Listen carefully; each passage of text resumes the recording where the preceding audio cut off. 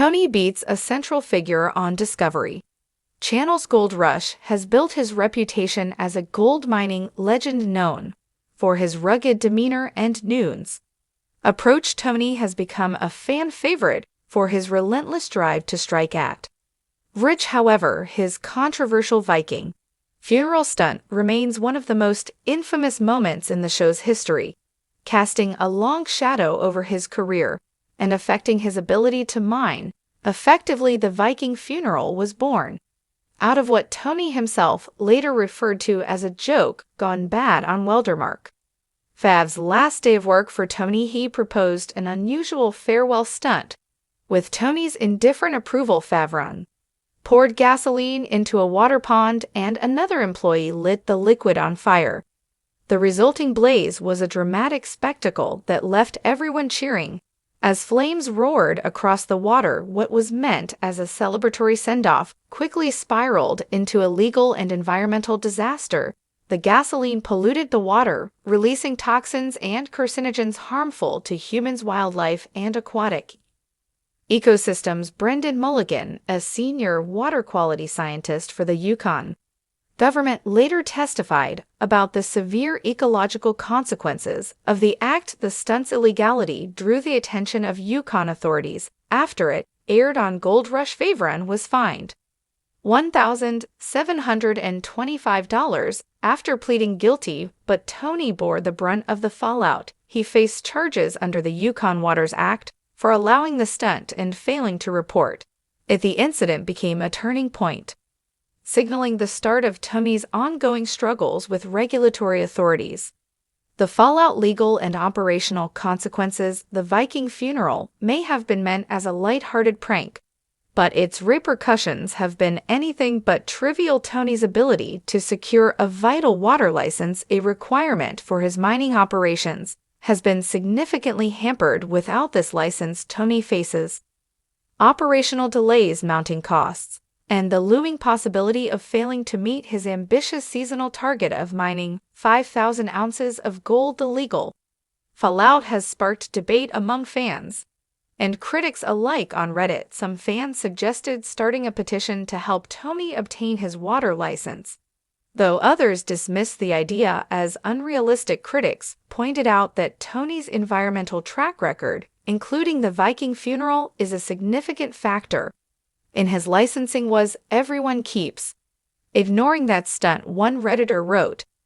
If your company relies on water permits, pouring gasoline in a pond and setting it on fire for a TV show probably isn't a great idea. Environmental criticism, a tarnished reputation. Tony's struggles with regulatory authorities go beyond the Viking funeral. His approach to land reclamation has also come under scrutiny. While fellow miner Parker Schnabel has been awarded for his commitment to restoring mined land, Tony has faced criticism for his perceived lack of effort in this area. These lapses in judgment and environmental responsibility have tarnished Tony's reputation in the mining community. Some observers argue that his cavalier attitude toward regulations and environmental concerns may permanently hinder his ability to secure the licenses necessary to keep his operations running. A determined comeback. Despite the challenges, Tony Beets refuses to back down. Recently, he demonstrated his resourcefulness by transporting a massive 950 excavator to the Indian River instead of dismantling the excavator to fit a standard trailer. Tony acquired an old lowboy trailer to move the machine in one piece. This decision not only saved time, but also gave him an edge in his ongoing battle to stay ahead of his competitors. Additionally, Tony's team reported incremental successes. His son shared that they had recently extracted gold worth over $400,000, marking an increase of 100 ounces from the previous week. These small victories have spurred Tony and his crew to explore alternative mining tactics and locations as they work to overcome their regulatory and operational hurdles. The Viking funeral's legacy. The Viking funeral has become a defining moment in Tony Beets' career, symbolizing both his boldness and the risks of overstepping boundaries. While it showcased his willingness to embrace dramatic gestures, it also highlighted the consequences of prioritizing spectacle over sustainability for Tony. The incident serves as a cautionary tale. It underscores the delicate balance required to succeed in an industry heavily reliant on environmental compliance and community trust as he works to rebuild his reputation and secure the licenses as he needs. Tony remains a polarizing figure, a miner who embodies both resilience and controversy. What's next for Tony Beets as Gold Rush continues? Tony's story remains one of the most compelling on the show. His determination to overcome adversity and achieve his gold mining goals ensures that viewers will stay captivated. Whether he can move past the legacy of the Viking funeral and regain the trust of regulatory authorities remains uncertain. One thing is clear: Tony Beets is not one to give up easily, whether through strategic moves, innovative solutions, or sheer force of will. He will undoubtedly keep fighting to secure his place as one of the Yukon's most formidable gold miners. Tony Beets, the larger-than-life gold miner from Discovery Channel's Gold Rush, has long been a symbol of grit, determination, and controversy in the mining world. From the glory days of his enormous gold hauls to the infamous Viking funeral scandal, Tony's journey has been a roller coaster of triumphs and challenges. However, Season 15 has marked a major turning point for the Beets crew, with a long-awaited water use permit finally granted. Tony has revitalized his mining operations, proving that no setback is too great for the king of the Klondike. For years, the lack of a water use permit had been a thorn in Tony's side, significantly slowing down his operations and threatening his ambitious mining goals. Without access to water, Tony was forced to adopt alternative, less efficient methods that hindered his production. Season 15 has changed everything. After navigating a complex regulatory landscape and addressing past controversies, Tony has finally secured his water use permit, and the results are nothing short of extraordinary. The water permit has opened the floodgates for Tony to return to full-scale operations, from utilizing his massive fleet of equipment to efficiently processing gold-rich pay dirt. The Beets crew is firing on all cylinders. This development has allowed Tony to focus on his ambitious target of extracting thousands of ounces of gold this season, reclaiming his position as a top performer in Yukon. The Beets crew on a winning streak. With a water permit in hand, Tony's crew has wasted no time ramping up their efforts.